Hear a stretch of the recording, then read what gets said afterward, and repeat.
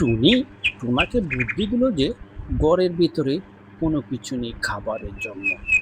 তাই বন থেকে যেন কুড়িয়ে কোনো কিছু নিয়ে আসে, আর সেগুলো তারা দুজনে খাবে। আর টুনি কথা মতন চলে গেল বনের ভিতরে। টুনা বনের মধ্যে ঢোকার সাথে সাথে যেন কোথা থেকে আওয়াজ আসছে, যেন বাঁচাও বাঁচাও করে কেউ ডাকছে।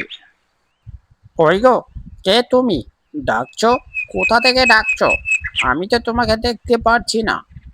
মনে হয় এ পাথরের নিচ থেকে কেউ ডাকছে। গিয়ে দেখি তো পাথরটা সরিয়ে ওখানে কেউ আছে কিনা। টুনা গিয়ে দেখলো পাথরের নিচে একটি পরী চাপা পড়ে রয়েছে। তাকে সে উদ্ধার করলো সেখান থেকে। আর উদ্ধার করে পরী তাকে সমস্ত কথাগুলো টোনাকে বলল। আর পরে টোনার ভালো কাজ করার জন্য একটি গাছের চারা উপহার হিসেবে দিল। পরে বলল যে এই গাছের ফল তুমি কখনো বিক্রি করে শেষ করতে পারবে না, তোমার আর কোনো কাজকর্ম করতে হবে না। পরীর দেওয়া সেই উপহারের চারাটি নিয়ে টুনা টুনির কাছে চলে গেল বাড়িতে। তার সিদ্ধান্ত করলো যে বাড়ির সামনেই সেই চারাটি লাগাবে। অন্য কোথাও লাগালে অন্য পাখিরা তা ছিঁড়ে বা নষ্ট করে ফেলবে। তাই বাড়ির সামনে লাগালে চোখে চোখে রাখবে, কেউ নষ্ট করবে না। একদিন সকালবেলা ঘুমে থেকে উঠে টুনাটুনি দেখলো যে তাদের সেই গাছে প্রচুর পরিমাণ পেঁপে ধরেছে।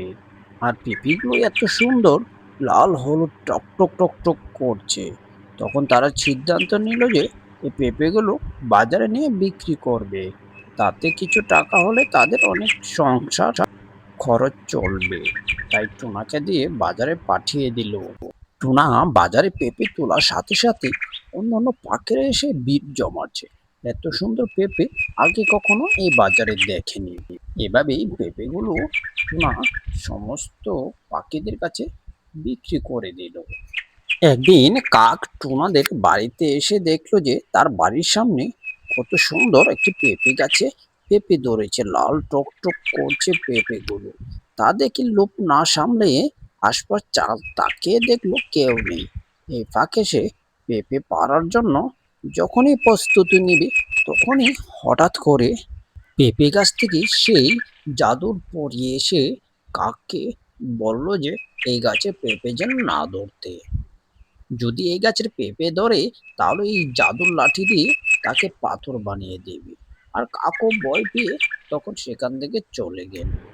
তোমরা ভয় পেও না, কেউ এই গাছের আর কোনো ক্ষতি করতে পারবে না। তোমরা যে আমার উপকার করেছ তার প্রতিদান হিসাবে আমি এই গাছকে তোমাদের জন্য রক্ষা করে দেব যতদিন থাকবো।